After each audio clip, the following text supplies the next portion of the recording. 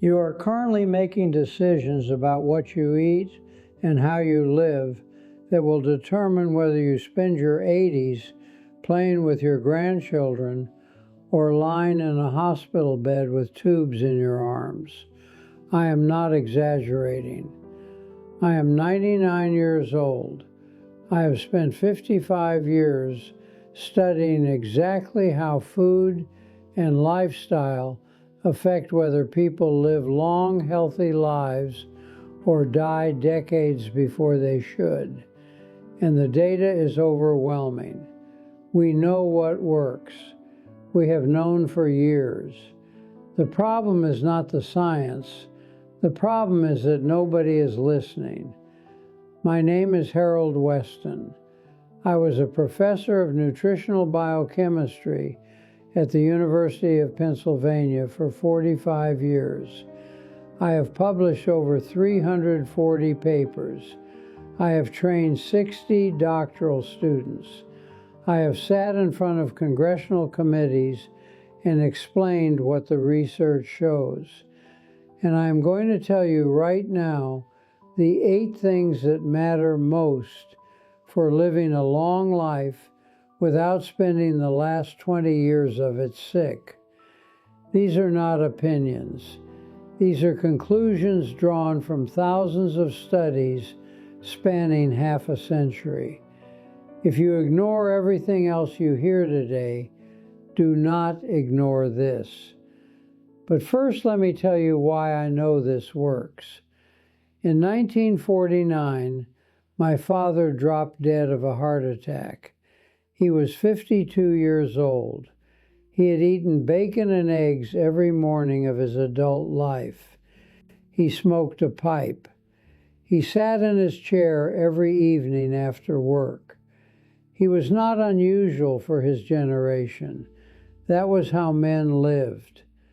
22 years later, my brother Walter died the same way, heart attack. He was 58. By 1971, I was 44 years old. I weighed 215 pounds on a 5'10" frame. My cholesterol was 280. I remember sitting in my doctor's office and hearing him say that if I did not change how I was living, I would likely follow my father and brother within 10 years. I had 2 young children. I had a wife I loved. I had a career that was just beginning to matter, and I was being told I was walking the same road that killed the 2 men I admired most in the world. So I changed. I lost 45 pounds over the next 2 years. I started walking 3 miles every morning. I cut most of the meat out of my diet. I stopped drinking. I read everything I could find about diet and disease. And then I spent the next 50 years studying it professionally. I am now 99 years old. I have outlived my father by 47 years. I have outlived my brother by 41 years. And I am still here, still reading the journals every morning, still walking, still sharp enough to tell you exactly what the science says. So here are the 8 keys. Listen carefully. Key number 1 is movement, not exercise, movement. I know the fitness industry wants you to believe you need gym memberships and personal trainers and heart rate monitors. You do not. What you need is to move your body every single day in ways that feel natural. Walk, garden, take the stairs, carry your groceries. The longest-lived populations on Earth are not doing CrossFit. They are walking to visit their neighbors. They are tending their gardens. They are climbing hills because that is how they get from one place to another. The research on this is extraordinary. A study of nearly 2,000 elderly people in Jerusalem found that those who were physically active at age 70 had half the mortality rate over 8 years compared to those who were sedentary. Half. And here is what really matters. People who started being active between ages 70 and 78 still saw significant benefits. It is never too late to start moving, but it is always too late once you are dead. So move. Every day. Not for an hour at the gym. Just move through your life like your body was designed to be used. Key number 2 is plants. The single most consistent finding across all longevity research is that people who eat mostly plants live longer and healthier than people who eat mostly animals. This is true in Okinawa. It is true in Sardinia. It is true in Loma Linda, California. It is true in every blue zone that has ever been studied. The World Health Organization knows this. The American Heart Association knows this. The European Cardiology Society knows this. 80% of cardiovascular disease, 80% of strokes, nearly 90% of type 2 diabetes. These are preventable with lifestyle changes that center on eating more plants and fewer animal products. I am not telling you to become a monk. I am telling you what the data shows. Eat more vegetables. Eat more legumes. Eat more whole grains. Eat less meat. If you eat meat, make it a side dish, not the centerpiece of every meal. The longest-lived people on Earth eat meat maybe 4 or 5 times per month, not per day, per month. Key number 3 is stopping before you are full. The Okinawans have a phrase for this. They call it hara hachi bu. It means stop eating when you are 80% full. This is not some mystical Eastern wisdom. It is caloric restriction, which is one of the most robustly supported interventions for longevity in all of biology. Eating less than you want, but more than you need, allows your cells to shift from growth mode into repair mode. It reduces inflammation, it reduces oxidative stress, it extends lifespan in every organism that has ever been studied, from yeast to worms to mice to primates. You do not need to count calories. You do not need to weigh your food. You just need to stop eating a few bites before you feel completely full. Eat your biggest meal early in the day. Eat your smallest meal in the evening, and then stop eating for the night. This is how our bodies evolved to eat. The constant grazing that the modern food industry encourages is slowly killing us. Key number 4 is sugar, and this is where I need you to pay very close attention. For decades, the food industry told us that fat was the enemy. That was a deliberate lie funded by the sugar industry to distract from their own products. The truth is that added sugar, particularly the industrial quantities we consume in processed foods and beverages, is one of the primary drivers of cardiovascular disease, diabetes, obesity, and early death. A study from the Centers for Disease Control in Harvard found that people who consume 25% or more of their calories from added sugar were nearly 3 times more likely to die from heart disease than those who consumed less than 10%. 3 times. And this relationship held regardless of body weight, age, sex, or physical activity level. Sugar is not just making you fat. Sugar is damaging your heart, your liver, your blood vessels. The average American consumes over 70 pounds of added sugar per year. That is poison. There is no other word for it. Cut the sugar. Cut the soda. Cut the candy. Cut the processed foods that hide sugar under 50 different names. Your body does not need any added sugar. None. It can make all the glucose it needs from complex carbohydrates. Added sugar is a drug, and we have become a nation of addicts. Key number 5 is alcohol. And I know this is not what you want to hear. For years, we told people that moderate drinking, 1 or 2 glasses of wine per day, was actually good for you.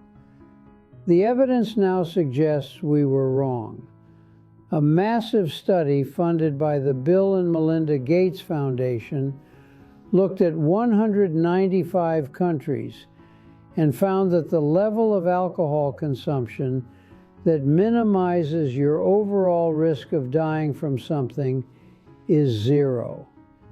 0 glasses of wine, 0 beers, 0 cocktails. Now there is some nuance here. For people over 40 without underlying health conditions, very small amounts of alcohol may provide modest protection against heart disease. But that benefit is completely offset by increased risk of cancer, liver disease, accidents, and a dozen other causes of death. The researcher who led that study, Max Griswold, was himself a social drinker. He said he had to reconsider his own habits after seeing the data.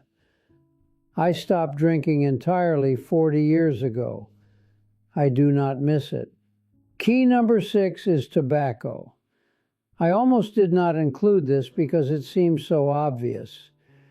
But I taught long enough to know that obvious things need to be said. Tobacco use is still the single largest preventable cause of death in the industrialized world. If you smoke, nothing else I have told you matters as much as quitting. If you do not smoke, do not start. If someone you love smokes, show them the data.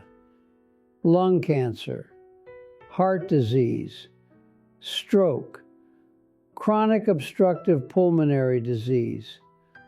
The list goes on. My father smoked his pipe. I wonder sometimes if that is what really killed him. Key number 7 is connection. Human beings are social animals. We evolved in tribes.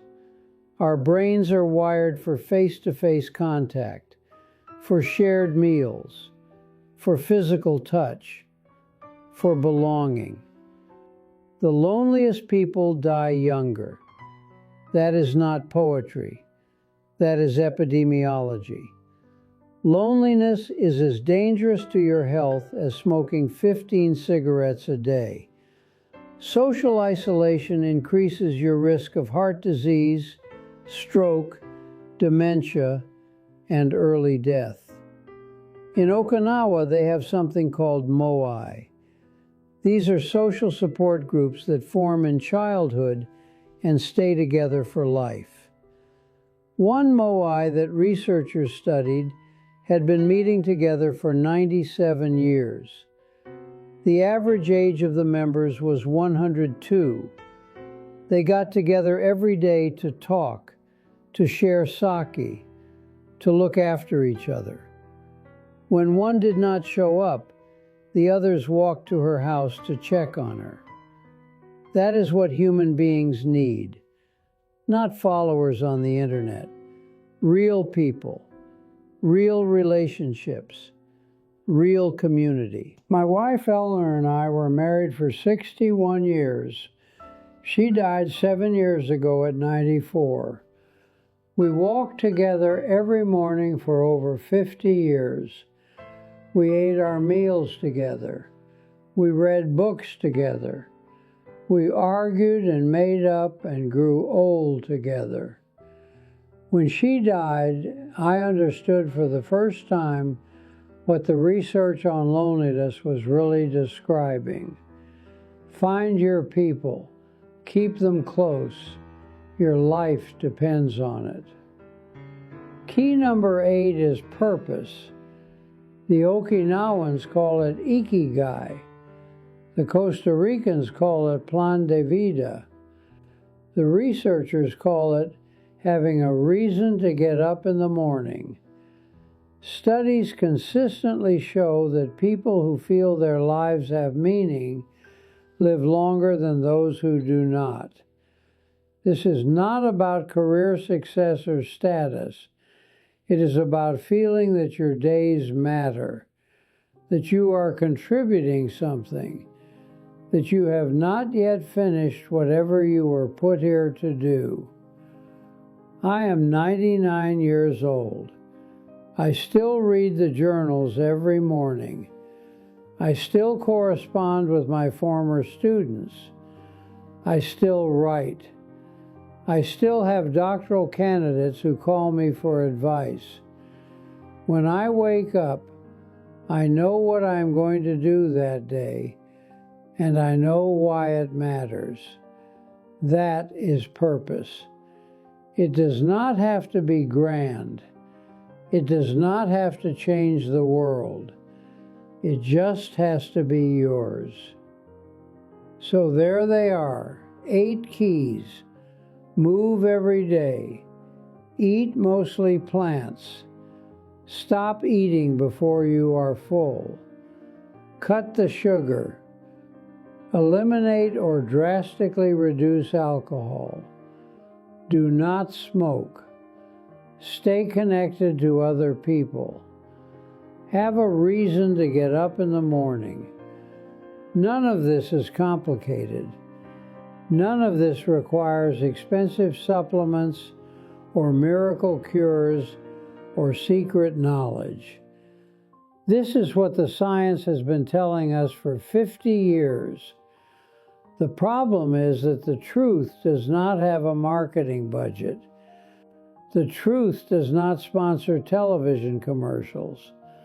The truth does not make anyone rich. I think about my father sometimes.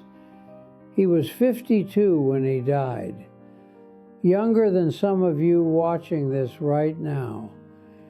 He never knew what I know. He did not have access to the research that would have saved his life. He ate what his parents ate. He lived how his neighbors lived. He had no reason to think it was killing him until it was too late. You do not have that excuse. You are watching this on a device that can access the entire sum of human medical knowledge. You can look up every study I have mentioned. You can read the journals yourselves. You can learn exactly what the longest-lived people on Earth do differently than everyone else. The information is not hidden. It is not expensive. It is right there. The only question is whether you will do anything with it. I am 99 years old. I have lived 47 years longer than my father. I have lived 41 years longer than my brother. I have watched my grandchildren grow up. I have held my great-grandchildren. I have had 55 more years of reading and walking and thinking and loving than I would have had if I had kept living the way I was living at 44. This is not about living forever. Everyone dies. I will die, probably soon, but I will die having lived fully until the end. I will die without having spent decades in hospitals and nursing homes and chronic pain. I will die having squeezed out every good year this body had to offer. That is what I want for you. Not immortality, just all the years you are actually owed. All the years that bad information and bad habits and bad food are stealing from you right now, today, while you still have time to change. Make the changes today, not someday, not after the holidays, not when things settle down. Today, your future self will thank you if you give that future self a chance to exist.